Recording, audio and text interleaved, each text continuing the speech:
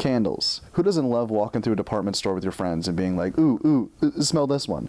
There's just something about the open flame that really ties the space together. They also smell good. But I've made a lot of them, and I'm going to show you how to make some. Okay, but before we get into actually how to make a candle, I'm going to talk about the history really quick.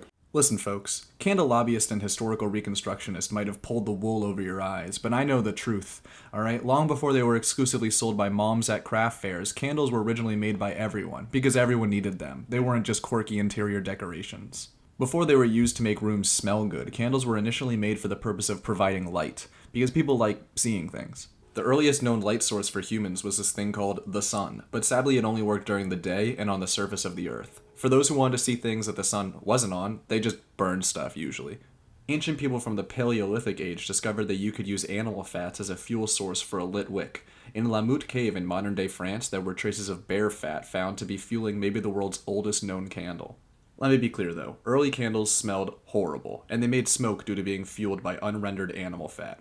I'm just gonna take a guess here, but I don't think dead bear on fire would do very well in Yankee Candle. But alas, fat was still used to fuel a lot of candles for the Western world, and they didn't start to smell good until the 18th century when a chemist discovered you could crystallize whale oil to make it less foul-smelling and make a brighter candle. So until then, they were still just using fat and it smelled horrible. And just in time for candles to start smelling good, electricity came and sort of killed the whole thing. After electricity became popularized, it wasn't until the 1980s and 90s that people once again started using candles as a decorative element, and manufacturers started adding fragrance and color to them for the purposes of setting the mood. And that's a really short history of candles.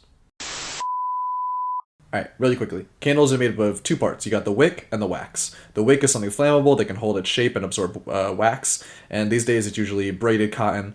The wax is basically anything that has three distinct and easily manageable forms of solid, liquid, and then gas. Good ones these days, usually made from soy. Alright, basically, you light the candle on fire, right? You light the wick on fire. It absorbs the wax that it melts around it into a liquid, alright? Then once the liquid wax is inside of the wick, that becomes the gas wax because it burns away to be higher, and then the gas explodes. And then the explosion is what makes it hot, and that's what disperses the scent. And because we got more clean waxes, we get less smoke. Boom, now let's make one.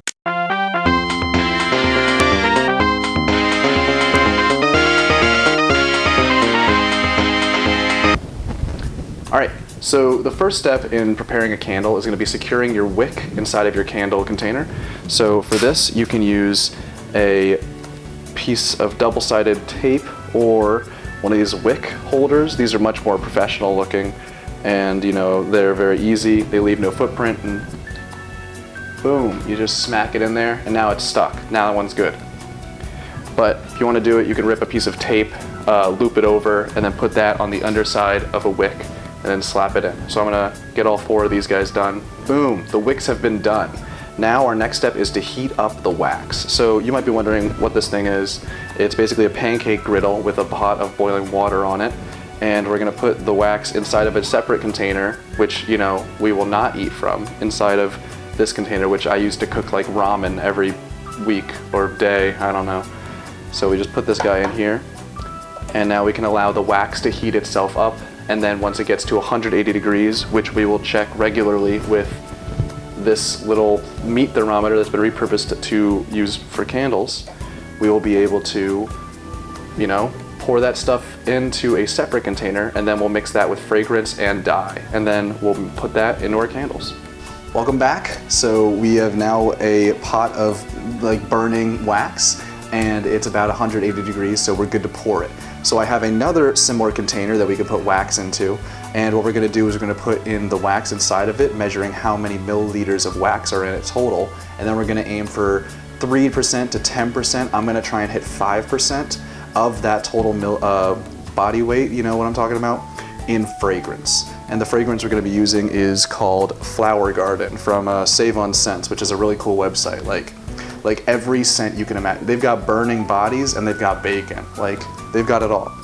So we're gonna put this on here.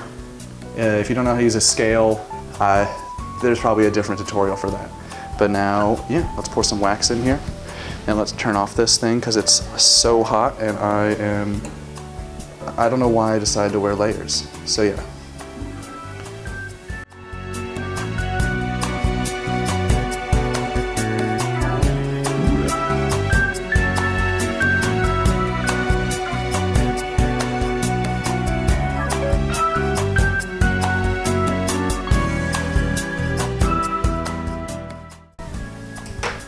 Great.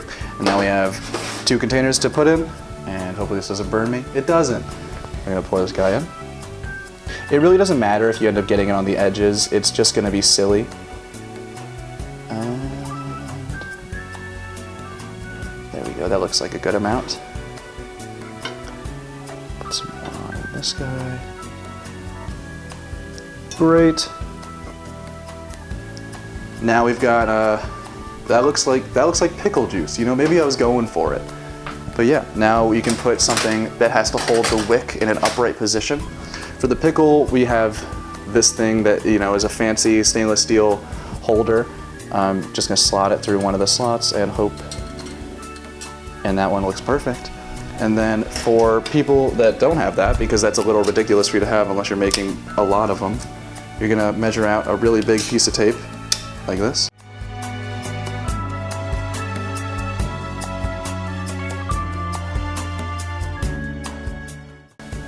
Them's are candles. They're done. Like, I'm gonna come back tomorrow morning and show you a photo of them, and they're gonna look like what they look like.